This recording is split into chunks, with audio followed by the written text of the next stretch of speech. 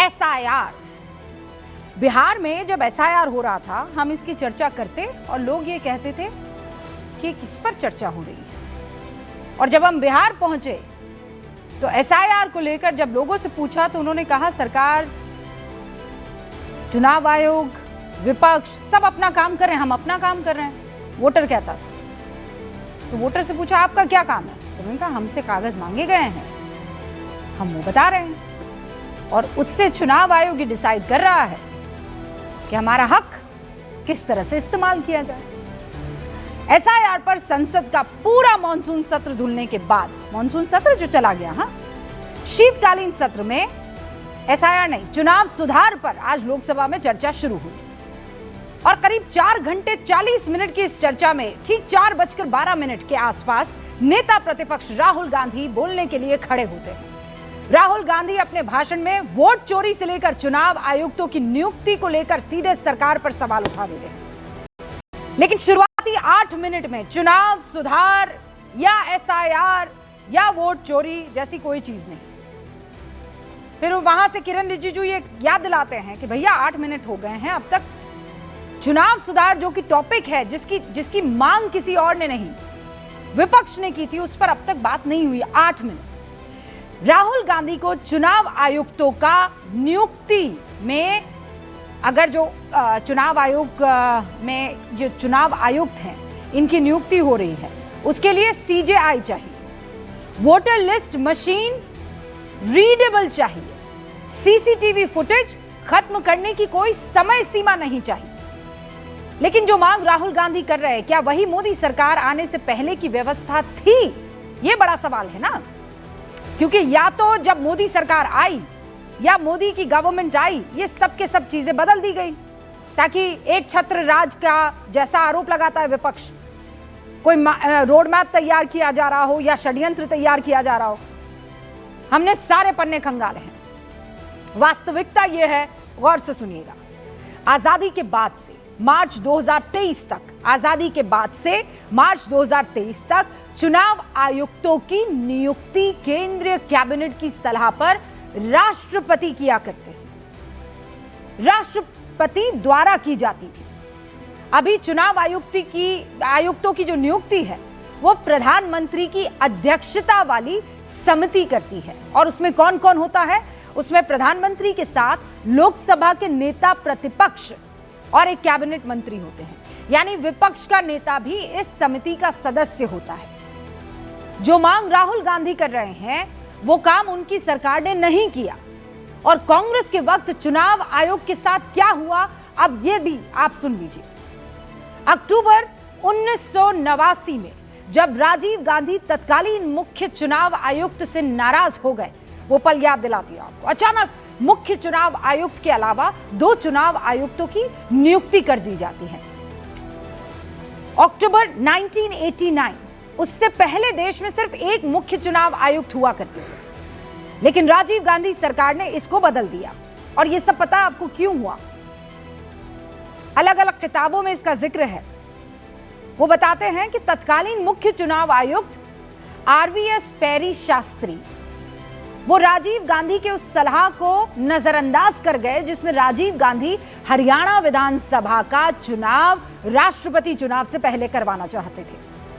बाद में राजीव गांधी के फैसले को वीपी सिंह सरकार ने पलट दिया और फिर से देश में एक चुनाव आयुक्त की स्थिति बहाल हो गई। हालांकि 93 में फिर से कांग्रेस ने पीवी नरसिम्हा राव की सरकार के रहते एक मुख्य चुनाव आयुक्त के साथ साथ 2 चुनाव आयुक्तों की व्यवस्था लागू कर दी। अब सोचिए आज की स्थिति में अगर ऐसा कोई फैसला हो जाए तो क्या होगा? ये पूरा इकोसिस्टम बिलबिला जाएगा।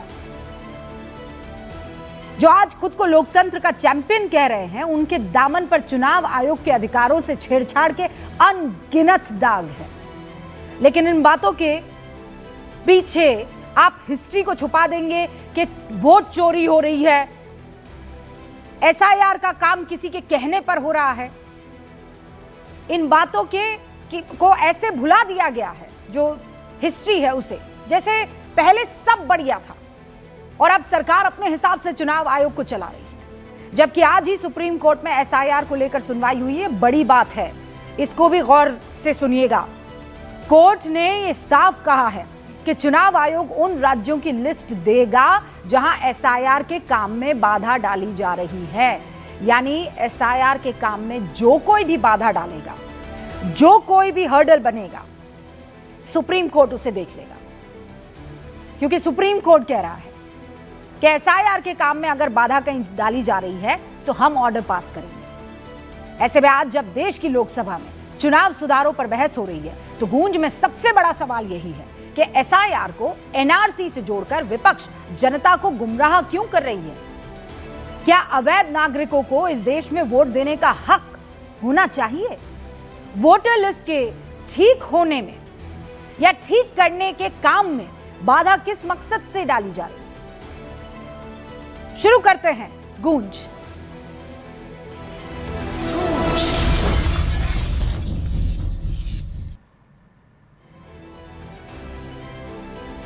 हमारे साथ जो आज मेहमान जुड़े हुए हैं गूंज में चर्चा करने के लिए, उनसे मैं आपका तारुफ करवा देना चाहती हूं। सारे खास मेहमान हमारे साथ जुड़ चुके हैं।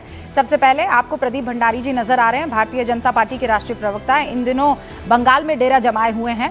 हमारे साथ इस वक्त पंकज शर्मा जी भी आपको दिखाई दे रहे हैं और राजनीतिक विश्लेषक, कांग्रेस का पक्ष रखेंगे। और हमारे साथ समाजवादी पार्टी के राष्ट्रीय प्रवक्ता अजीज खान साहब भी आपको इस वक्त दिखाई दे रहे हैं। राजनीतिक विश्लेषक बादल देवनाथ जी लंबे अरसे बाद हमारे साथ जुड़े हैं, बहुत बहुत शुक्रिया।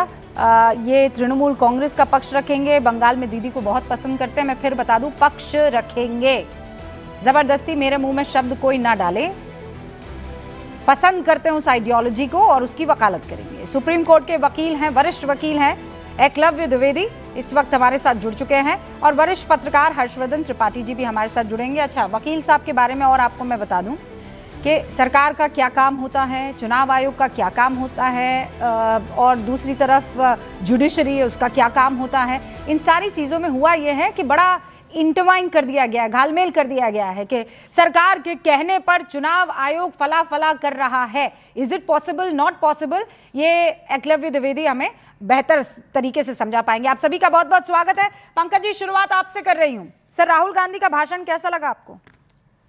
बहुत अच्छा था।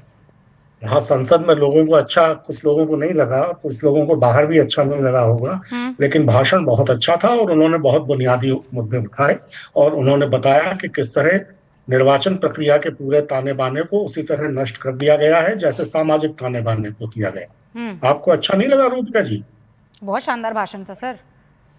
मतलब सोचिए, आप जिस टॉपिक पर बोलने के लिए आए हैं पंकज जी, मैं पूछ रही हूँ आपसे भाषण कैसा लगा और आप मुझे शो खत्म होते होते बताया कि भाषण रूबिका लियाकत मुझे अच्छा लगा। समा 8 घंटे तक माशाल्लाह समा बांधा गया, उसके बाद कहा गया जो कहना। आपने विपक्ष के बाकी लोगों के भाषण भी तो सुने होंगे। कुल मिलाकर आज विपक्ष ने कई ऐसे बुनियादी मुद्दे संसद में उठाए हैं। आपने मुझे प्रियंका जी के बारे में नहीं पूछा। गजब बोली हैं वो, क्या शानदार बोली हैं वो भाषण।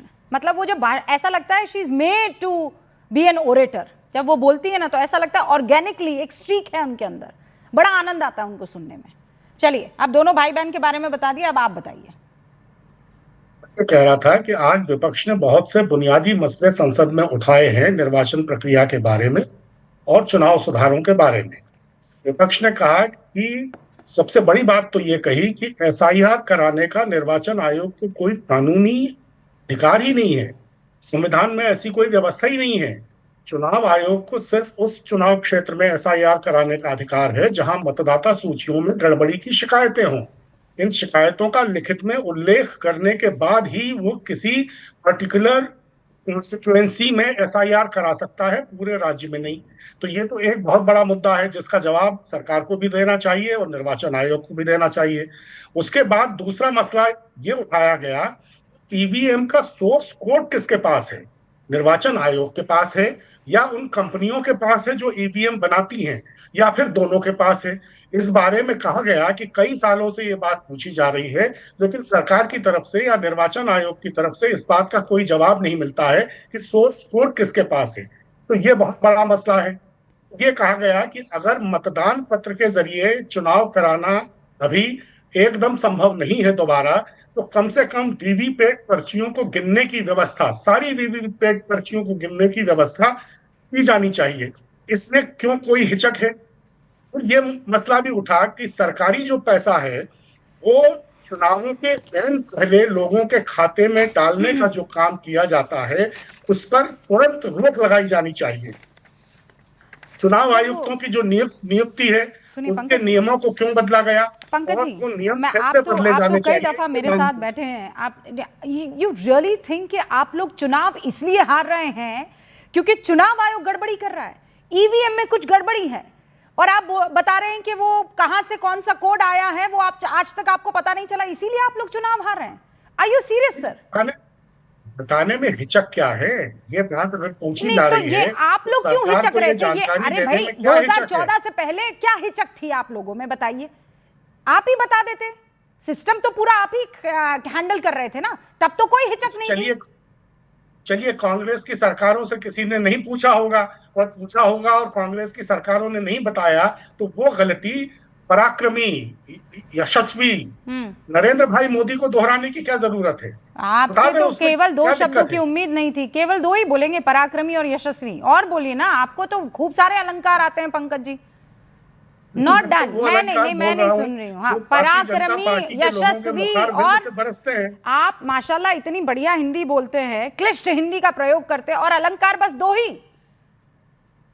मैंने तो सोचा कि भारतीय जनता पार्टी के लोगों के मुखार विंद से बरसने के लिए बाकी के छोड़ दूं। अभी बोलेंगे प्रदीप भंडारी जी, बोलेंगे, देखिए इनके व्याख्यान की शुरुआत ही इसी से होगी। अच्छा, चलिए फिर करते हैं बिस्मिल्लाह। हाँ भाई प्रदीप जी, आप लोग हिचकिचा रहे हैं। आज राहुल गांधी जी ने जो भाषण दिया है उन्होंने आपके धागे खोल दिए हैं।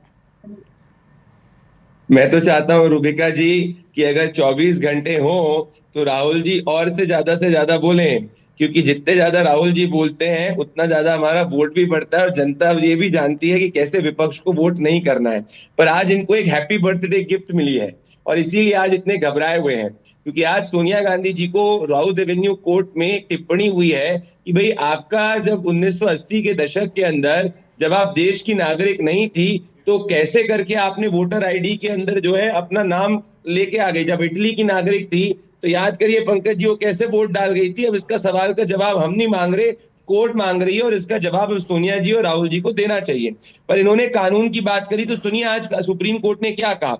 सुप्रीम कोर्ट ने कहा कि यूपी, पश्चिम बंगाल, केरल, असम और तमिलनाडु में जितनी भी याचिकाएं इस बात पर दाखिल हो रही है कि उनको एसआईआर से असंतोष है, वो सब की सब याचिकाएं राजनीतिकरण से प्रेरित है। सुप्रीम कोर्ट आगे ये कहता है कि हर राज्य सरकार की जिम्मेदारी है कि वो बीएलओ को सुरक्षा प्रोवाइड करे, और अच्छी सुरक्षा मिलनी चाहिए। हम ये चाहते हैं कि एसआईआर ठीक तरीके से हो। अब एसआईआर के खिलाफ बोल कौन रहा है? वो सिद्दीकुल्ला चौधरी बोल रहे हैं। मैं बंगाल के अंदर बैठा हुआ हूँ, पिछले 20 दिन से बंगाल में। वो सिद्दीकुल्ला चौधरी है जो कहते हैं कि अगर बीएलओ ने कोई भी काम ढंग से करने की कोशिश करी तो उनके खिलाफ जो है हम एक्शन लेंगे। इसके बाद में उनको टांगे तोड़ने की धमकी दी जाती है। जमीरुल इस्लाम जो शेख शाहजहां का असिस्टेंट है, ममता बनर्जी का करीबी है, वो ये पकड़ा जाता है बीएलओ महतो को धमकाने के लिए। तो आज सुप्रीम कोर्ट तो कह रही है कि एसआईआर लीगल प्रोसेस है, और सुप्रीम कोर्ट तो ये तक कह रही है कि ममता बनर्जी की सरकार को बीएलओ को प्रोटेक्शन देनी चाहिए। पर ममता बनर्जी की सरकार बीएलओ को प्रोटेक्शन देने के बजाय उनका जो वेतन 18,000 रुपए, वो 18,000 रुपए तक नहीं दे रही है। और दूसरी घुसपैठियों को बचाने के लिए क्या इनकी स्थिति हो चुकी है? घुसपैठियों को बचाने की क्या ये कोशिश हो रही है? और इस वक्त है ना, हर्षवर्धन त्रिपाठी जी भी हमारे साथ यहाँ स्टूडियो में जुड़ चुके हैं। मैं आपको ये बता दूं, बाकी तमाम जो साथी है।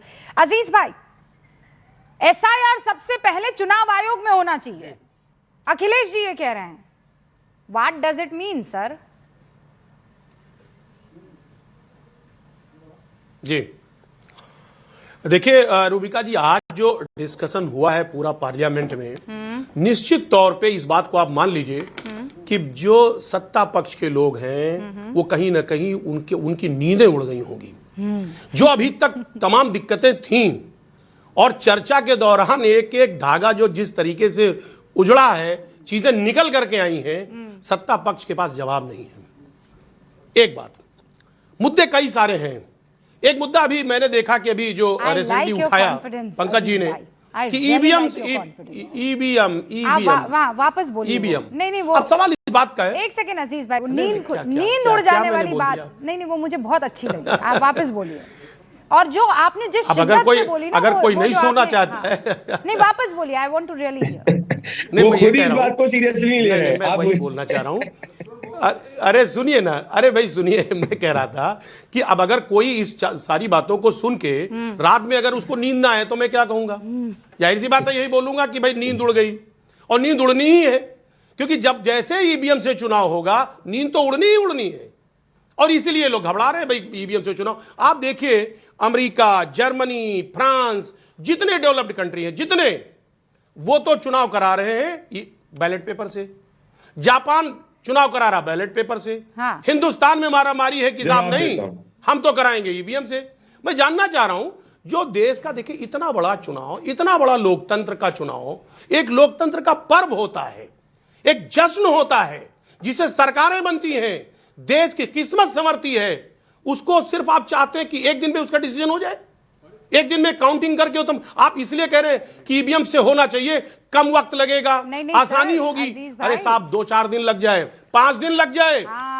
रूबिका जी मुझे बात कंप्लीट करने अजीज दीजिए। भाई, 5 दिन लग जाए, उसके बाद लेकिन क्या देश है? का एसवाई कुरैशी जी, देश का एसवाई कुरैशी जी एक इंटरव्यू में अब सुन लीजिए, ऑथर से बातचीत में कहते हैं, recalls that during 1995-96 when he was an election observer in Bihar, he was threatened and there were bomb explosions. The state has seen booth capturing of various shades. This was done by local strongmen and their militias. Polling booths used to be stormed by armed men, ballot papers stamped by them, ballot boxes seized and stuffed with these fake votes. S.Y. Qureshi recalls. Rubika ji. S.Y. S.Y. Qureshi. A.Z.I.Z. Aziz भाई। Madam एक बात समझिए, ये जो आप बता रही हैं सारी बातें, ये तो हमेशा हुआ है। इस बात को आप समझिए, क्या आज ईवीएम से चुनाव हो रहा तो ये सब नहीं हो रहा है क्या? आज भी हो रहा है। ये एक अलग प्रकरण है, ये एक अलग मुद्दा है नहीं हो रहा कि बूथ लूटना। अरे सुनिए ना, अरे नहीं भाई, नहीं हो रहा से मतलब नहीं है। अब मैं कंप्लीट, अरे भाई सुनिए, अरे भाई तरीके बदल गए हैं, सुनिए, अरे सुनिए ना, तरीके बदल गए, बताइए मुझे, एक्सपोज कीजिए। वोट चोरी, आज हम, अरे सुनिए ना, अजीज भाई, आज अरे प्रदीप भंडारी और चुनाव आयोग को हम मेरी लोग बात छोड़ेंगे नहीं। हाँ, बिल्कुल नहीं छोड़ेंगे, इनको बख्शेंगे नहीं हम लोग। आप बताइए, देखिए क्या चोरी हो रही है? आप आज प्रूफ बताइए, देखिए, इनको जरा एक्सपोज कीजिए आप प्रदीप भंडारी। सुनिए ना, मैं वही बात कह रहा हूँ। हाँ बताइए। सुनिए ना, प्रदीप भंडारी पहले से बचे बचाए हैं, चुनाव आयोग ने इनको पहले ही बचा रखा है। तो हम आपको बहुत कटघरे में खड़ा कहेगी। करेंगे, बहुत कुछ कहेंगे, क्या फर्क पड़ेगा? सुनिए ना, अरे मेरी बात सुनिए। अगर आप लोगों को 37 सीटें दे रहे हैं, नहीं, ये अरे कैसा भाई, बचाना हुआ बीजेपी मैं को? कह रहा हूं ना, अरे सुनिए ना, मैं कह रहा हूं, यही तो सवाल है, कष्ट इसी बात का है कि 10 सेकंड का, निष्पक्ष 20 चीजें सेकंड नहीं का हो पा रही रिबेटल हैं, जी। और वो निष्पक्ष कैसे हो? सुनिए, नहीं बात अभी बात ही नहीं कंप्लीट हुई। अभी रूबिका जी भैया, दुगने समय चीजें बोल रहा हूं हम निष्पक्ष लोग कैसे के। हो? और अगर निष्पक्ष चाह रहा है, विपक्ष मांग रहा है कि ईवीएम से चुनाव हो, क्यों तकलीफ हो रही है? जो रूबिका वक्त जी, लगेगा, बता तो खाली जो तकलीफ क्या सत्ता है? पक्ष के बैठे हैं लोग, वही उन्हीं को तकलीफ है। से चुनाव हो। विपक्ष के जो लोग बैठे तकलीफ नहीं, इनको भी कहना चाहिए ईवीएम से चुनाव होना चाहिए। सर, आखिर ये सुनिए, क्यों नहीं मांग करते? एक अजीज सवाल, भाई, मैं बस एक सवाल, बात, बड़ा इंपॉर्टेंट। मेरी कोई हैसियत नहीं है, मैं उस जगह पर नहीं हूं, लेकिन इतना जरूर ऊपर वाले से दुआ करती हूं, क्योंकि मुझे पूरा यकीन है खुदा मेरी सुन लेता है। अभी आप लोगों की नहीं सुन रहा, इसका भी मुझे पूरा यकीन है। इतना मैं ऊपर वाले से दुआ करती हूं कि चांद नीचे आ जाए, आप दुआ मेरे लिए कर दीजिए, हम सबके लिए दुआ करिए, लेकिन बैलेट से इस देश में चुनाव ना हो सर। बैलेट से चुनाव इस पूरे देश ने देखे हैं, और आप भी इस बात को जानते, पूरी की पूरी इंक जो है डब्बे में डाल दी जाती थी। रूबिका जी, मेरे को रिबेटल का मौका दीजिए प्लीज, 10 सेकंड का। हाँ, 10 second, not more than that sir. मेरे 3 और मेहमान हैं। पोजीशन ये है, रूबिका जी अब इनको शांत करिए। रूबिका जी, विपक्ष दुगना समय बोल रहा है, जिसका हम आदर करते हैं, पर हमें आधा समय दिया जाए। हम ये देखिए रूबिका जी, सर ये तोलने वाला कार्यक्रम यहाँ पे नहीं हो सकता है। रूबिका लियाकत जो चाहेंगी इस वक्त वो तो मैं करेंगी। निवेदन कर रहा हूँ रूबिका लियाकत आप से कि नहीं मुझे 10 तोलेंगे। सेकंड का समय दिया ये जाए। 250 ग्राम इनको दिया है और आधा किलोग्राम उनको दिया, ये यहाँ पे नहीं, बिल्कुल मुझे नहीं। आप 15 सेकंड का समय दीजिए। नहीं, रूबिका लियाकत से मेरा निवेदन है। हाँ 15 सेकंड ले लीजिए आप भाई। ठीक है, ये वीडियो देखिए आप, बंगाल के पंचायत चुनाव का रूबिका जी, जब बैलेट से चुनाव हुआ था और किस तरीके से बैलेट को लूटने का काम किया गया था। ये 1990 का दशक नहीं है, ये बंगाल के 2021 के पहले हुए पंचायत के चुनाव है, जिसके अंदर कलकत्ता हाईकोर्ट ने रूलिंग दी थी। इनकी पीड़ा ये है कि ईवीएम के जरिए ये बूथ नहीं लूट सकते थे। और मुझे डेट और तारीख बता दीजिए रूबिका जी, जिस दिन ये लोग गए थे सुप्रीम कोर्ट ने और सुप्रीम कोर्ट ने कहा कि भाई ईवीएम को हैक किया जा सकता है, बैलेट से चुनाव होना चाहिए। सुप्रीम कोर्ट ने कहा जब आप हारे तो ईवीएम खराब है, जब आप जीते तो ईवीएम ठीक है। इनकी असली दिक्कत ये जनमत नहीं हासिल कर पा रही है, तो अब ये जनमत के ऊपर ही आरोप लगाना शुरू कर गए। ओके अजीज भाई, अब मैं आपके पास आऊंगी, लेकिन एक हमारे सुरेंद्र बंसल जी करके एक व्यूअर हैं हर्षवर्धन जी, वो ये कह रहे हैं बैलेट पेपर से वोटिंग सिर्फ कुख्यात बूथ लूटरों की मांग हो सकती है और किसी की नहीं। एक तो ये कि अजीज खान साहब या ऐसे जो लोग हैं वो बार बार कह देते हैं कि समय कम के लिए सब किया गया। कम से कम इंदिरा गांधी जी का अपमान मत कीजिए, कांग्रेस के लोगों का भी अपमान मत कीजिए, चुनाव आयोग में बैठे अलग अलग एक्सपर्ट का अपमान मत कीजिए। जब भाजपा की सत्ता में आने का दूर दूर तक नहीं था तब भी कहा जा रहा था कब तक बैलेट से करोगे भाई, संभव नहीं। इतना बड़ा देश है और बूथ लूटना, मतपेटी लूट ले जाना, 30% मतदान शाम के 3 बजे 4 बजे तक होना और अचानक 90% मतदान हो जाना, ये सब उसमें आसानी से हो जाता था। इसलिए अजीज खान और इनकी पार्टी जैसे दूसरे लोगों को आनंदित करता होगा। किसी भी व्यक्ति को जो चुनाव आयोग को अच्छे से चुनाव कराते हुए देखना चाहता है, उसको ईवीएम के अलावा दूसरा विकल्प नहीं दिखता। ईवीएम में जो संदेह थे वीवीपैट लगा, उसके बाद जो संदेह थे वहां पर उस तरह की सुरक्षा की गई, उतने तरह की चेकिंग की गई और रैंडम आप चाहें तो उसको वोटिंग कर। लेकिन एक चीज मैंने टीवी पर बड़ी प्रशंसा की थी अखिलेश यादव जी की कि बीएलओ के साथ बैठकर वो एसआईआर फॉर्म भर रहे हैं। मैंने कहा ये राहुल गांधी को करना चाहिए, आज तक राहुल गांधी ने किया नहीं। मैंने कहा इससे भरोसा जमेगा लोग। लेकिन आज क्या बोल गए अखिलेश जी, कह रहे हैं चुनाव आयोग का सबसे पहले एसआईआर होना चाहिए। अरे भैया, चुनाव आयोग भारत के नागरिक हैं, उनका तो एसआईआर होगा ही होगा। इतनी सामान्य समझ नहीं है। आप उत्तर प्रदेश की 111 विधायक 37 सांसद वाली पार्टी के नेता हैं, आपको इतना भी नहीं पता। और उससे आगे वो कहां तक चले गए, डिटेंशन सेंटर में रखो। डिटेंशन सेंटर में घुसपैठियों को रखा जाता है भाई। तो जब कहा जाता है घुसपैठियां तो आप कहते हैं पॉलिटिकल मसला है।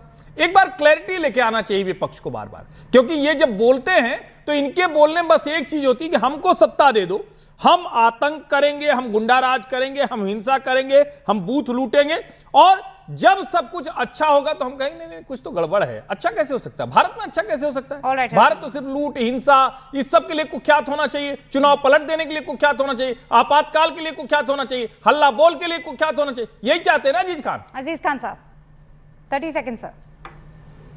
देखिए, हर्षवर्धन त्रिपाठी जी ने सारी बातें की, यह नहीं बताया कि आदरणीय एलके आडवाणी जी और जीवीएल नरसिम्हा जी ने, जो इनके बहुत ही सीनियर लीडर हैं, इन लोगों ने भी वकालत यही की थी कि ईवीएम से चुनाव होने पर उसमें बड़ी लेवल पे गड़बड़ी हो सकती है। अरे सर सुनिए ना, किताब भी लिखा है, जीवीएल नरसिम्हा जी ने किताब भी लिखा। सुनिए मेरी बात कंप्लीट करने दो सर। क्या factually I am not wrong sir, factually I am not. Let me complete first, sir. Immediate. I will let you complete, sir, अजीज भाई। एक तो अजीज भाई प्लीज आप मुझे बस इतना बताइए, ये कौन आपको न्यूज़ मत फैलाइए ना। 10 बार बोल चुकी हूँ अजीज भाई, ये जो भी आपको तैयारी करके दे रहा है, ये आदमी आपका सबसे बड़ा दुश्मन है।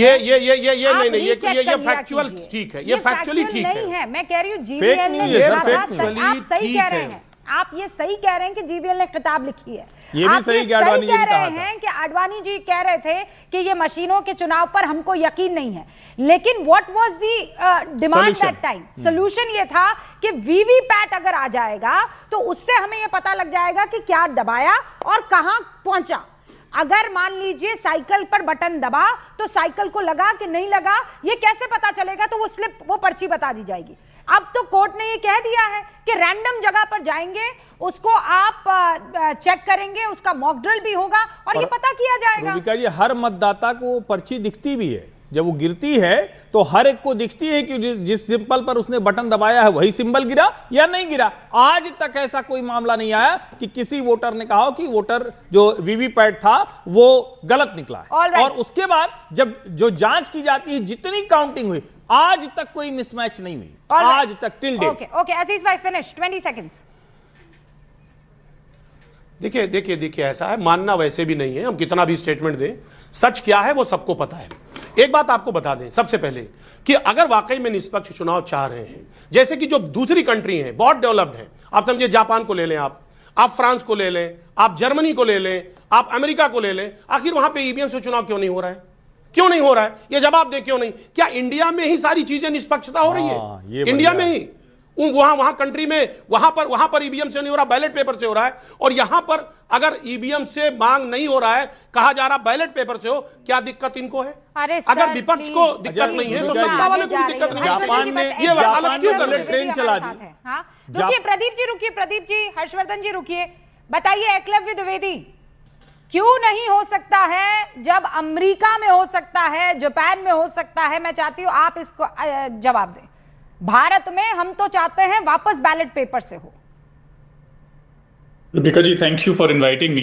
Yes, sir. पहले तो मैं ये बोलना चाहूंगा कि प्रदीप जी और पंकज जी की तरह मेरी हिंदी क्लिष्ट नहीं है, तो अगर मैं बीच बीच में अंग्रेजी का इस्तेमाल करूं तो मुझे माफ करिएगा।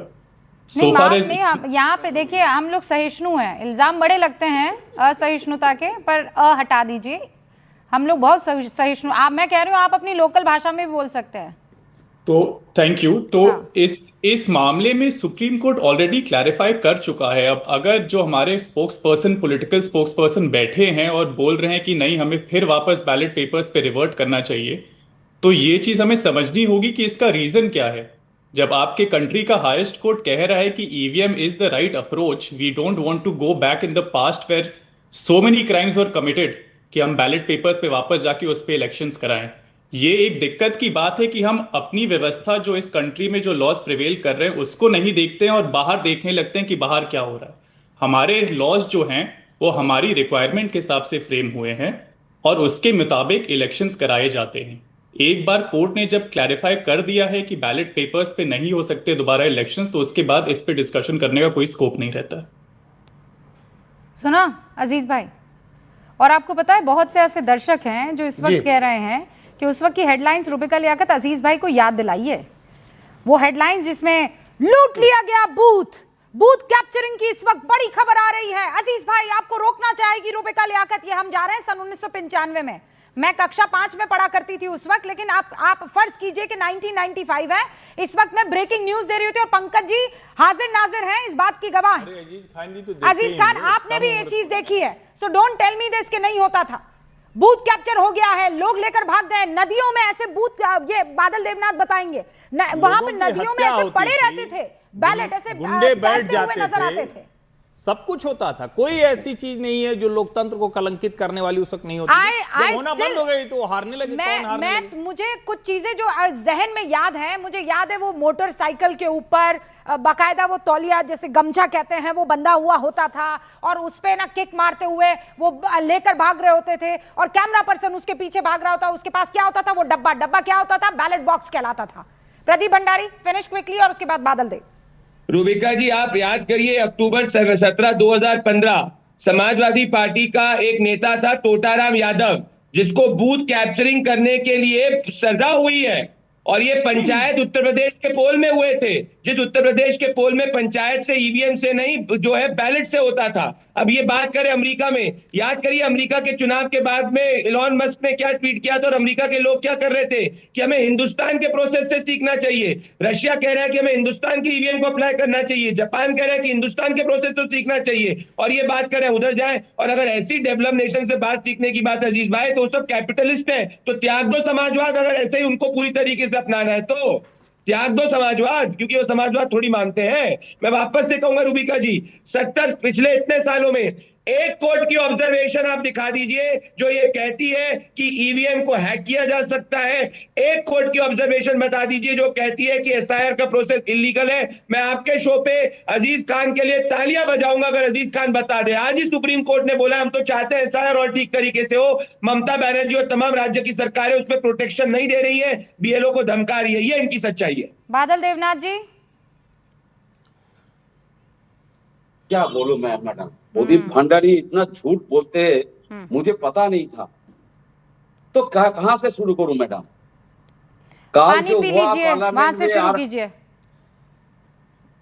काल जो पार्लियामेंट में हुआ तो मैंने आपको एक बार बता दूं, महात्मा गांधी को मैं क्या बोलूंगा, महात्मा गांधी दा है, और नेताजी सुभाष चंद्र बोस को बोलूंगा सुभाष दा, और रविंद्रनाथ टैगोर को बोलूंगा रविंद्रनाथ दा, सरदार वल्लभ भाई पटेल को बोलूंगा वल्लभ दा, और लाल कृष्ण आडवाणी का नाम ले रहे ना, लाल कृष्ण आडवाणी दा, तो मैं ऐसे ही शुरू कर रहा हूँ। यही है प्रधानमंत्री का भाषण।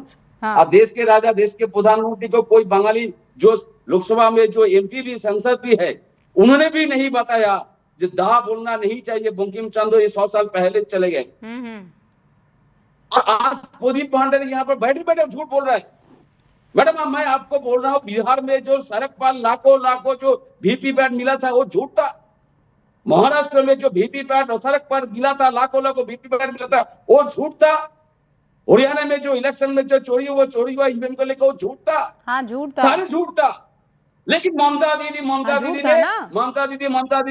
दीदी ने घुसपैठियों को यहाँ रखने का कोशिश कर रही है, यहाँ पर आए। मैडम, एक पॉइंट मैं बोल रहा हूँ मैडम, बादल दा, इलेक्शन कमीशन ऑफ इंडिया खुद कह दिया बंगाल में बादल दा सुनिए ना, मैं तो बोल सकती हूँ ना आपको बादल दा। मैडम 30 सेकंड दीजिए। हाँ, मैं बिल्कुल बादल दा कह सकती हूँ। मैं जीवित हूँ, मैं कोई महान पुरुष नहीं हूँ। हाँ। लेकिन मैं एक सोशल वर्कर दादा वो कह सकता है, और मैं आपको मैडम कहता हूँ। अच्छा, दादा कैसे नहीं, आप मुझे दीदी कहिए, मुझे कोई एतराज नहीं है। बस मैं आपसे ये कह रही हूँ। अरे नहीं, वो दीदी क्यों कहेंगे, आपकी बहुत उम्र है भाई, ऐसे मत करिए। नहीं, उनको हम लोग दादा कहेंगे। सुनिए बादल देवनाथ जी, रुकिए, मेरी बात सुनिए। एक तो मैं आपको करेक्ट कर देना चाहती हूँ, आपके पास जो जानकारी आई है, कल प्रधानमंत्री नरेंद्र मोदी जब उन्होंने कहा बंकिम दा, तो वहां से ऐतराज हुआ कि अच्छा वो दा हो गए, क्योंकि वो सौगत राय बोल रहे थे, बाबू बाबू कर रहे थे, फिर उन्होंने कहा बंकिम बाबू। ही करेक्टेड हिमसेल्फ। और सही बात है सर, कल तक मुझे भी नहीं मालूम था, कल तक मैं भी नहीं जानती थी, क्योंकि बंगाली कल्चर सर, अब हम राजस्थान के हैं, अब दिल्ली में और यूपी में आकर बस गए, मुझे नहीं मालूम था। लेकिन प्रदीप जी कुछ कह रहे हैं, नहीं मालूम था, आज पता पड़ गया, अच्छी बात है। कोई प्रधानमंत्री ने कोई एक सेकंड, दादा बड़े भाई को बोला जाता है, पूरे सम्मान के साथ बोला जाता है, पूरे सम्मान के साथ। और उसके बाद ठीक है, आप अगर आपने करेक्ट किया, प्रधानमंत्री ने फिर से कहा, उसके बाद इसको इशू बना रहे। इसका मतलब ये है कि आपके पास और कोई मुद्दा नहीं है। आप बिल्कुल जिसको कहते हैं कि आपको समझ में नहीं आ रहा है कि पीएम की बात का क्या जवाब दें आप, और ना दादा और बाबू में आप नहीं फंसते। Madam please, I am request to you madam. हाँ सर, व्हाट? मैडम प्लीज बोलने दीजिए। हाँ, बोलिए। ये जो हर्षवर्धन जी जो बोल रहा है, इनको बताइए तो। गजेंद्र सिंह शेखावत जो सेंट्रल मिनिस्टर, उन्होंने बोला बंकिम दास चटर्जी, उनको नाम ही पता नहीं। आप बात करेंगे, आप बात करेंगे जिसने रविंद्रनाथ टैगोर के घर के ऊपर इलीगल कब्जा कर लिया, बादल देवनाथ जी। आप बात करेंगे नहीं, आप बात करेंगे जिन्होंने रविंद्रनाथ टैगोर के जोरासेको के घर के ऊपर इलीगल कब्जा कर दिया और कलकत्ता हाईकोर्ट ने उस घर को हटाया। अरे हम बंगाल से जन्मी नेशनल पार्टी है, हमारे फाउंडर बंगाली है, हमने बंगाल के पार्टीशन के खिलाफ आवाज उठाई। अब घुसपैठिया समर्थन पार्टी है। और क्या बोला बंकिम चंद्र चट्टोपाध्याय जी के ग्रैंडसन ने कि प्रधानमंत्री नरेंद्र मोदी जी के साथ में, ये बोला सजल चक्रवर्ती ने। मीठे कोता बोलची है, क्यों बादलदा, क्यों झूठ बोल रहे हैं आप? सच्चाई बताइए। और अगर ऐसे ही है तो बेलूर मठ के हमारे महंत को, हमारे सेंट्स को आपने एजेंट क्यों बोला? जवाब दीजिए। क्या बेलूर मठ बंगाल की अस्मिता नहीं है? क्या स्वामी विवेकानंद बंगाल की अस्मिता नहीं है? अरे वो क्या रविंद्रनाथ ठाकुर बंगाल की अस्मिता नहीं है? अरे प्रदीप जी रुकिए भाई, उनको एक बार बोल देने दीजिए। बादल जी कनेक्शन ठीक कीजिए और उसके बाद दोबारा आप आइए और आपकी बात मैं सुनूंगी। आप ये कह रहे हैं कि सबसे महत्वपूर्ण चीज जो है वो ये है कि दा क्यों बोल दिया और नाम गलत हो गया। तो फिर इस लिहाज से तो कल सबसे बड़ी मामला क्या था चर्चा करने का? उसे कहा गया कि हम चर्चा करेंगे, टॉपिक क्या था? वंदे मातरम। पंकज जी, वंदे भारत पर आ गए थे कई लोग तो चर्चा करने के लिए। जिक्र होगा, वंदे भारत का भी जिक्र होना चाहिए। अगर वंदे भारत ट्रेनों में जो कुछ हो रहा है उसका जिक्र करने में कोई बुराई नहीं है। क्या बुराई है इसमें? मैं तो ये कह रहा हूं, देखिए मुद्दे की बात यह है कि आज संसद में जो बुनियादी मसले उठे हैं उनका सरकार को जवाब देना चाहिए। और कहा गया कि कोई कानूनी अधिकार नहीं है निर्वाचन आयोग को एफआईआर करने का पूरे राज्य में। अगर है तो सरकार बता दे कौन सा कानून है। संविधान में अगर कोई ऐसी व्यवस्था है तो सरकार बता दे कि ये व्यवस्था है। पूछा गया है कि ईवीएम का सोर्स कोड किसके पास है, सरकार बता के पास है। इन चीजों को छुपाने की सरकार नहीं सर, वो तो चुनाव आयोग को बताना होगा। प्रदीप जी रुकिए, आप जो हैं, आप लोग हमारे साथ शायद जूम या दूसरे किसी लिंक से जुड़े हुए हैं। वो बादल जी दोबारा आ गए। आइए बादल जी आइए। मैडम झूठ बोलते हैं इलेक्शन तो कमीशन ऑफ इंडिया बंगाल में क्या क्या जानते हैं? 98% इन्वेस्टमेंट फंड जमा हो गया और वेबसाइट में 95% उसका सबमिटेड हो गया। तो इसमें ये जो भाजपा के लोग यहाँ पर कहते हैं जो 1 करोड़ लोग मान जाएगा, 2 करोड़ लोग बात जाएगा, यहाँ पर लोग नाम काट जाएगा, नहीं रहेगा, मुसलमान नहीं रहेगा, रोहिंग्या नहीं रहेगा। तो इसमें इलेक्शन कमीशन ऑफ इंडिया का 99% जमा हो गया। तो इसमें रोहिंग्या कहाँ है और घुसपैठिया कहाँ है? जो लोग बाहर से जिसके नाम नहीं, वो तो बाहर चले जा रहे हैं, चले गए बाहर।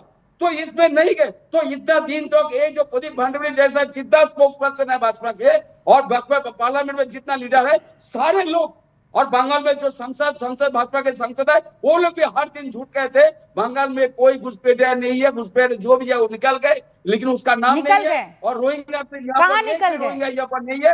हर दिन मुसलमान के ऊपर यहाँ पर बदनाम करते हैं। बादल जी कहाँ निकल गए? और मुसलमान लोग को विधानसभा जीत के आएंगे। मुसलमान कहाँ से आ गए? मुसलमान इसमें कहाँ से आ गए? यहाँ पर यही तो आपका पूरा खेल है ना। आप क्या मुसलमानों को डरा रहे हैं? मुसलमान कहाँ से आ गए बादल देवनाथ जी इसमें, ये बताइए मुझे।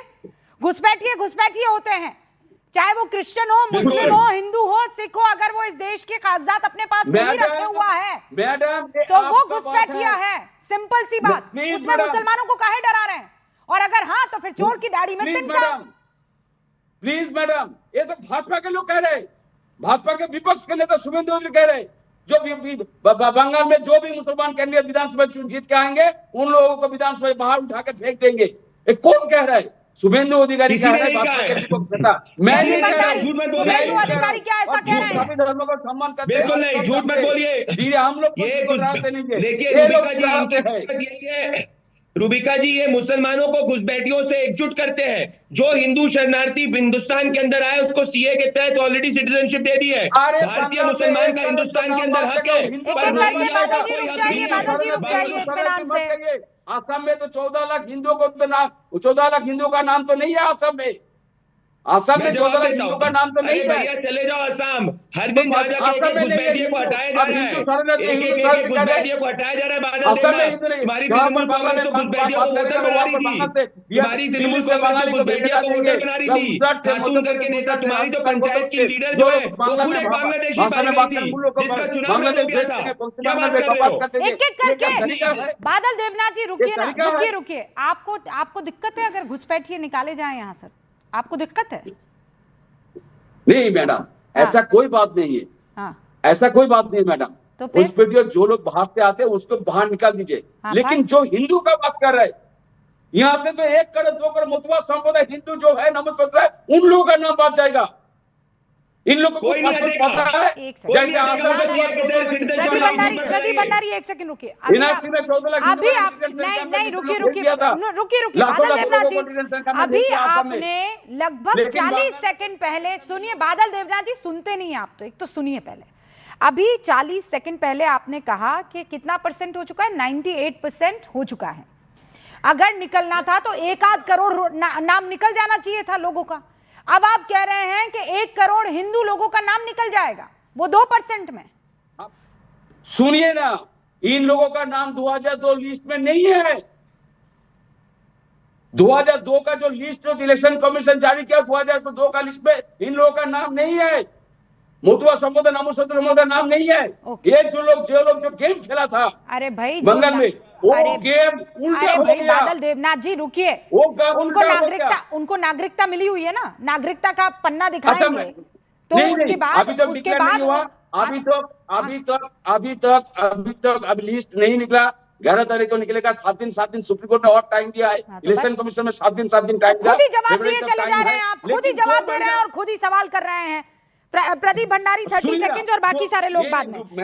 अभी पंकज जी ने जो बात, रुकिए बादल देवनाथ जी रुकिए। आप बहुत ज्यादा आतुर भी दिखाई दे रहे हैं और घबराए हुए भी दिख रहे हैं।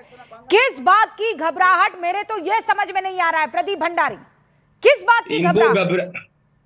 रूबिका जी, इनको घबराहट इस बात की है कि जो एक एक आदमी को इन्होंने 4-4 वोटर आईडी कार्ड दिए, 4-4 आधार कार्ड दिए, जिसपे कलकत्ता हाईकोर्ट ने भी टिप्पणी करी, वो सब इनकी दुकान बंद होने वाली है। तृणमूल कांग्रेस की नेता है लवली खातून, जो बांग्लादेशी घुसपैठिया है, जो बांग्लादेशी घुसपैठिया है, वो इनके चक्कर में ग्राम प्रधान बन गई और उसका चुनाव जो है रद्द हो गया। उसका बादल चुनाव देवनाथ जी रुकिए ना भैया, बोलने दीजिए ना एक बार, प्रदीप भंडारी बोले उसके बाद। यहाँ पर सर चिल्पो ठीक नहीं लगती, आराम से बात कीजिए ना, इत्मीनान से। चिल्पो नहीं, मैं किसी को अलाउ नहीं करूंगी। प्रदीप भंडारी। रूबिका जी, इन्होंने जो तृणमूल कांग्रेस ने 4-4, 5-5 वोटर आईडी कार्ड घुसपैठियों को दिए हैं, वो एसआईआर के बाद बंद हो जाएगा। मथुआ समाज को ऑलरेडी सीए के तहत सिटीजनशिप दे दी गई है। एक भी मथुआ समाज जो है उसको उसकी नागरिकता के साथ कोई खतरा नहीं है एसआईआर की एक्सरसाइज में। इनको दिक्कत यह है कि इनकी नेता है लवली खातून, जो एक बांग्लादेशी घुसपैठिया है, जिसका चुनाव रद्द हो गया क्योंकि उस पाया गया कि वो बांग्लादेश की नागरिक होकर हिंदुस्तान का चुनाव लड़ ली। ये सब दुकान तृणमूल कांग्रेस की बंद हो जाएगी, इसीलिए इनको दिक्कत हो रही है। आप 20 सेकंड में बादल देवनाथ जल्दी जवाब दीजिए, और उसके बाद अजीज खान साहब, पंकज जी और हर्षवर्धन जी। मैडम, हाँ जी, मैडम, हाँ जी। ममता जी ने खुद एक सभा में कहा, बंगाल के वोटर लिस्ट में 2021 में, 2024 में लोकसभा चुनाव में हरियाणा का नाम बंगाल में, पंजाब, हरियाणा का, उत्तर प्रदेश का, गुजरात का, राजस्थान का लोग यहाँ पर वोटर लिस्ट में है, जो यहाँ पर नहीं रहते। इलेक्शन कमीशन का नाम घुसा है बंगाल के वोटर लिस्ट में। भाजपा के लोग कहा से उत्तर प्रदेश के लाखों लोग यहाँ पर वोटर लिस्ट में था। समझे आप? अरे इन लोगों का जो प्लान थे, तो प्लान तो उल्टा हो गया। बादल देवनाथ जी के मत एक सवाल का जवाब दीजिए। अभी एक बहुत बड़ी बात, अभी बहुत बड़ा आरोप प्रदीप भंडारी ने आप पर लगाया। प्रदीप भंडारी, फिर उस खातून का नाम बताइए, क्या? लवली खातून। 1 जनवरी 2025 इसका चुनाव रद्द हो गया था। ग्राम प्रधान का चुनाव ये जीती थी, फिर बाद में पता चला ये बांग्लादेश की नागरिक है, इसका चुनाव तक रद्द हो गया था। ये बांग्लादेश बादल की बैठिया देवनाथ है। जी, ये खातून जी कहाँ से आई? हाई कोर्ट ने इसका चुनाव रद्द कर दिया था। मैडम, हाँ। बॉर्डर किसके पास है? मैडम, बॉर्डर किसके पास है? बादल देवनाथ जी, इस तरह की बातें मत कीजिएगा, इस तरह की बातें मत कीजिए। क्या टीएमसी के टिकट पर ये खातून चुनाव लड़ रही थी, हाँ या ना? इसका जवाब दीजिए बादल देवनाथ जी। एकदम एक बार इत्मीनान धरिए और मेरे सवाल का जवाब दीजिए।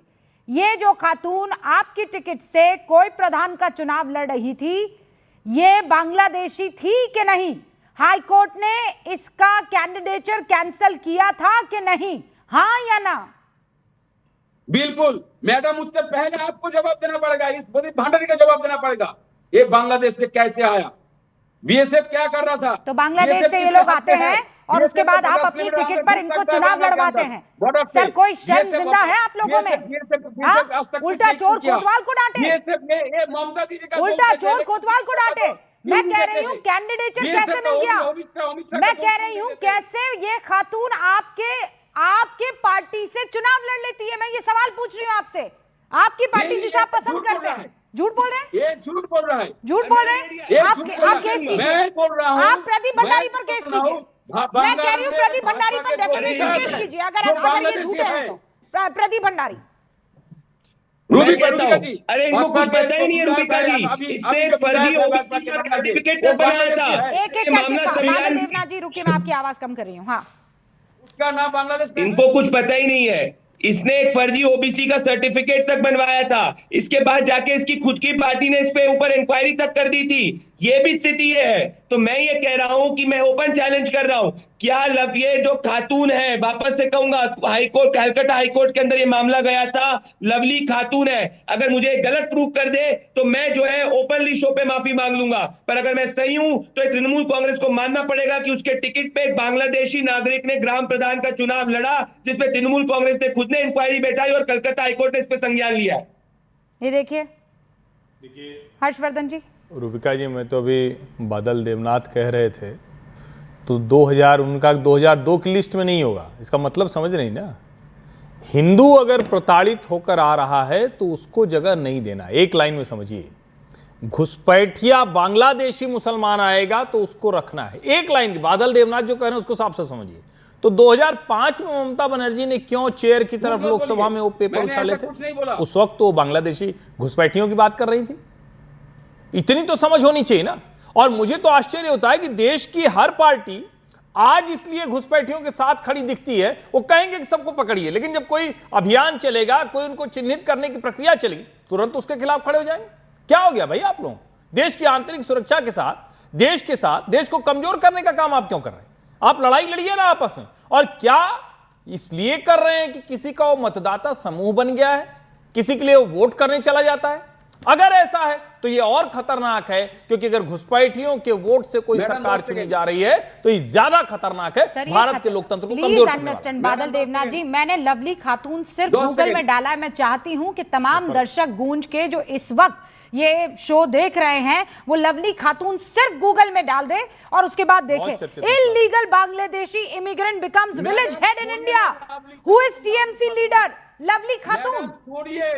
क्यों छोड़ दूं सर? मैडम सुनिए, अरे मैडम सुनिए, प्लीज प्लीज मैडम सुनिए, प्लीज मैडम सुनिए। क्या क्या सुनूं भैया मैं? आप सोचिए, जो घुसपैठ करने वाले को चुनाव लड़ा, आंसर तो ले लीजिए, तो उसी के मतदाता होंगे ना। एसआईआर को लेकर क्यों बंगाल में इतना एसआईआर में हंगामा मचा हुआ है? और एसआईआर को लेकर जो पूरे देश में गुजरात से, राजस्थान, बंगाल से, बिहार से जहां 50 के ऊपर जो बीएलओ जो आत्महत्या किया, उसके ऊपर चर्चा क्यों नहीं कर रहा है? नहीं, बिल्कुल करने को तैयार है सर। आप तो बड़े दिनों बाद आए बादल जी, बड़े दिनों बाद आए हैं, लेकिन आपको ये पता नहीं है कि बीएलओ के आत्महत्या करने का मसला भी इसी गूंज में उठा है और बेझिझक बेधड़क तरीके से उठाया गया है। वक्त की मेरे पास कमी है। आप सभी का बहुत बहुत शुक्रिया। पर बादल देवनाथ जी समझिए, वोट बैंक करते रह जाएंगे तो आज जिसका असली हक है वो भी बेचारा माजूर हो जाएगा उस चीज से। देखते रहिए न्यूज़ 18 इंडिया। शुक्रिया।